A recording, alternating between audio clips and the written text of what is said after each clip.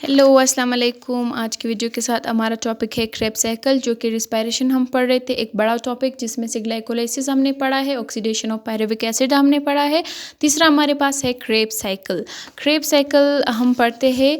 Krebs cycle का नाम है क्रेब्स साइकिल इसलिए दिया गया है क्योंकि एक साइंटिस्ट का नाम था H.C. क्रेब, इसीलिए इसको क्रेब्स साइकिल नाम दिया गया है।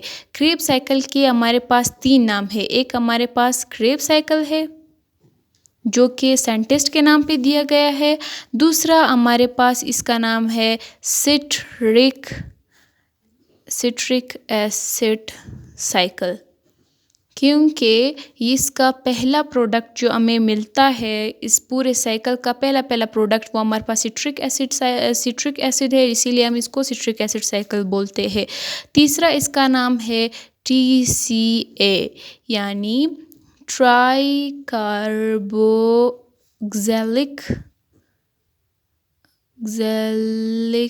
एसिड, यानी इस पूरे साइकिल में हमारे पास तीन एसिड निकलते हैं जिसके बेस पे यानी तीन कार्बोक्सिलिक एसिड यानी कार्बोक्सिलिक एसिड से ताल्लुक़ रखने वाले एसिड जो है वो हमारे पास निकलते हैं। पहला हमारे पास इसमें आता है सिट्रिक एसिड, जो कि पहले भी बताया था। सिट्रिक एसिड निकलता है सबसे पहला वाला। दूसरा हमारे पास निकलता है अल्फ़ा कीटो ग्लूटारिक एसिड, और तीसरा इसमें हमारे पास मिलता है सक्सिनिक एसिड।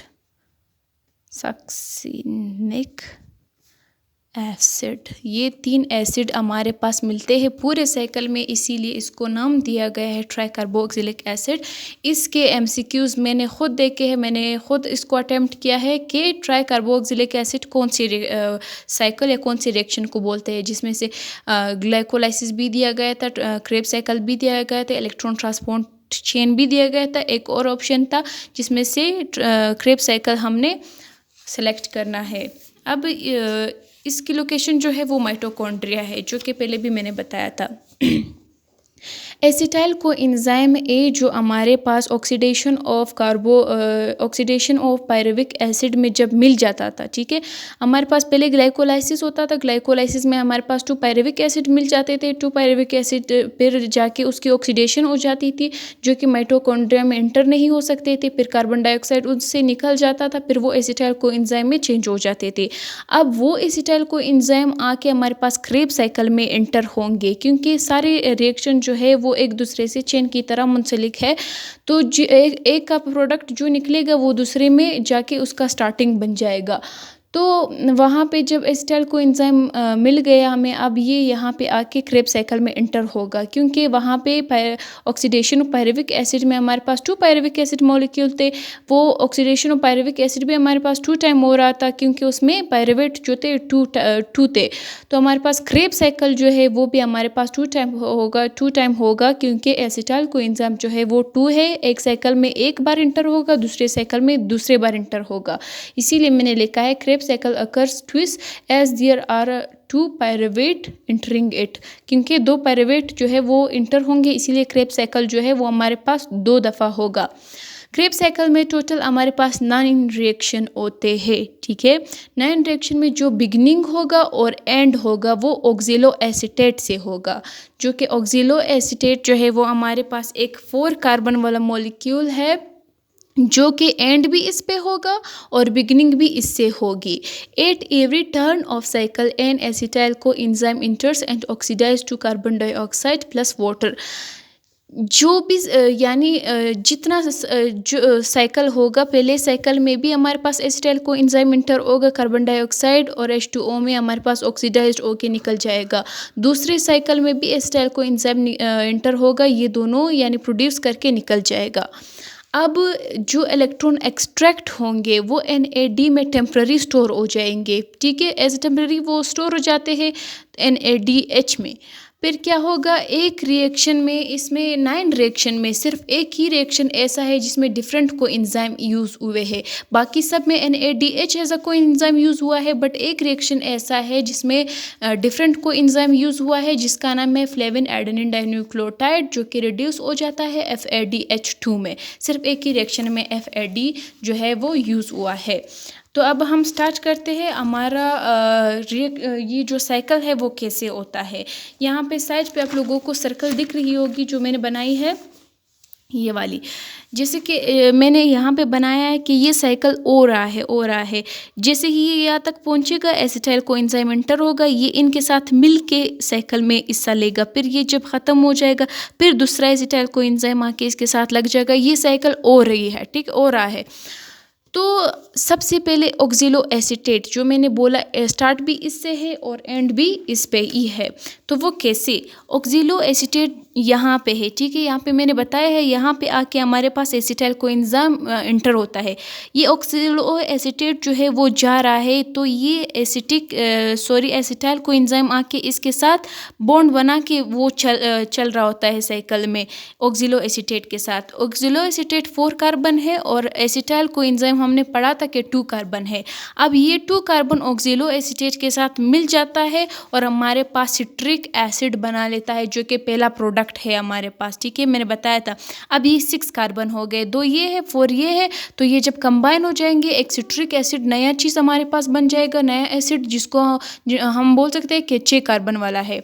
अब ये 6 कार्बन वाला जो है वो चेंज कर देगा खुद को अपने आइसोमर फॉर्म में, आइसोसिट्रेट में। आइसोमर के मैंने वीडियो बनाई है कि N है, आइसो है, नियो है, वो आइसोमर्स के टाइप होते हैं। तो सिट्रिक एसिड जो है वो खुद को अपने आइसोमर में चेंज कर देगा, जो कि आइसोसिट्रेट होगा। वो 6 कार्बन ही होगा, बट उसका स्ट्रक्चर जो है वो चेंज होगा। यहाँ पे जब हम NAD जो है वो इंटर करते हैं, ये NAD को रिड्यूस करके, यानी रिड्यूस का मतलब है हाइड्रोजन जो है, हाइड्रोजन की रिमूवल, हाइड्रोजन की एडिशन। हम ये भी बोल सकते हैं कि आइसोसिट्रेट जो है वो ऑक्सीडाइज हो रहा है। आइसोसिट्रेट खुद को ऑक्सीडाइज करके, यानी मतलब हाइड्रोजन को रिमूव करके, तो हाइड्रोजन को रिमूव करके NADH बना लेता है और एक कार्बन डाइऑक्साइड रिलीज कर देता है, यानी ये यहाँ पे रिड्यूस हो गया है NADH। कार्बन डाइऑक्साइड जब रिलीज हो गया, अब ये कार्बन रिलीज हो गया, ये 6 है, 6 में से अब 5 बच गए। 5 जब बच गए, ये आ जाएगा अल्फा कीटोग्लूटारिक एसिड, ग्लूटारेट हम बोल सकते हैं, और एसिड भी बोलो। तो अब क्या होता है, जब अल्फा कीटोग्लूटारेट में ये चेंज हो जाता है, अल्फा कीटोग्लूटारेट हमारे पास 5 कार्बन का होता है, ठीक है। तो अल्फा कीटोग्लूटारेट फिर जब फर्दर ख़ुद को ऑक्सीडाइज कर देगा, यानी हाइड्रोजन की रिमूवल कराएगा ख़ुद से, वो फिर हम NAD यहाँ पे इंटर करेंगे, वो इसको ऑक्सीडाइज करके NADH बना लेगा और ये रिड्यूस हो जाएगा, वो ख़ुद को ऑक्सीडाइज कर लेगा और साथ में एक कार्बन डाइऑक्साइड जो है वो रिमूवल उसकी करा देगा। अब हमारे पास 3, एक एसिड ये बन गया, एक एसिड ये बन गया, जो ट्राई कार्बो ऑक्सिलिक एसिड की हमने बात की थी उसके नाम के, ठीक है। ये 2 एसिड तो हमारे पास बन गए। अब अल्फा कीटोग्लूटारेट जो है वो ख़ुद को ऑक्सीडाइज कर देगा सक्सिनाइल को एंजाइम A में। सक्सिनाइल को एंजाइम A जो है वो हमारे पास 4 कार्बन वाला है। अब सक्सिनाइल को एंजाइम हमारे पास जाके ऑक्सीडाइज्ड हो जाएगा सक्सिनेट में। सक्सिनेट 4 कार्बन है, लेकिन सिर्फ ये ख़ुद को चेंज कर देगा, ऑक्सीडाइज कर देगा सक्सिनेट में। सक्सिनेट में जब ये ऑक्सीडाइज हो रहा है, तो इसी दौरान ये हमारे पास GTP बना लेगा, यानी गवानीन ट्राइफॉस्फेट बना लेगा। गवानीन ट्राइफॉस्फेट जब बन जाता है, इसी दौरान हम ADP फिर से यहाँ पे NAD, यहाँ पे हम ADP इंटर कर देते हैं। तो गवानीन ट्राइफॉस्फेट जो है वो ADP के साथ रिएक्ट करके इसको ATP बना लेता है। अब यहाँ पे पहले जो हमारे पास ATP है, वो हमारे पास पहली ATP जो है वो हासिल हो गई। अब सक्सिनेट जो है वो ख़ुद को ऑक्सीडाइज करके फ्यूमरेट बना देगा। पहले मैंने बताया था एक ऐसा रिएक्शन होगा जहाँ पे डिफरेंट कोएंजाइम यूज़ होगा FAD, वो ये रिएक्शन है जिसमें से सक्सीनेट खुद को ऑक्सीडाइज कराए फ्यूमेरेट में, यानी ऑक्सीडाइज का मतलब है हाइड्रोजन इसने रिमूव किया, इलेक्ट्रॉन इसने रिमूव किया, ये FADH2 बन गया और ये जो है रिड्यूस हो गया। अब फ्यूमरेट वाटर के साथ रिएक्ट करके मेलेट बनाएगा। अब ये भी 4 कार्बन, ये भी 4 कार्बन, ये भी 4 कार्बन है। अब H2O के साथ जब ये रिएक्ट करके मेलेट बना लेता है, मेलेट जो है NAD फिर से हम इंटर कर देते हैं।